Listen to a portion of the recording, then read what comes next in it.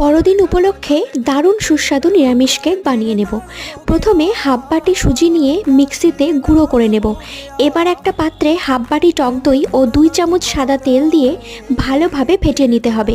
এরপর ফেটানো মিশ্রণটার মধ্যে হাফ বাটি দুধ দিয়ে আরও ভালোভাবে মিশিয়ে নেব। এরপর এর মধ্যে গুঁড়ো করা সুজি দিয়ে কিছুক্ষণ ফেটিয়ে নিতে হবে। 10 মিনিট ঢেকে রাখার পর 1 চামচ বেকিং পাউডার দিয়ে ভালোভাবে মিশিয়ে নেব।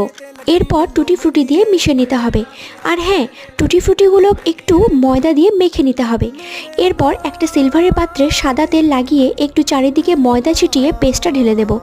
এরপর প্রেসার কুকারে 45 মিনিট বেক করে নেব। 45 মিনিট পর একটা কাঠি দিয়ে দেখে নেব যে হয়েছে কিনা। আমাদের কেক কিন্তু অলমোস্ট রেডি হয়ে গেছে। আর দেখুন কি সুন্দর স্পঞ্জের মতো নরম হয়েছে। রেসিপিটি কেমন লাগলো কমেন্টে অবশ্যই জানাবেন।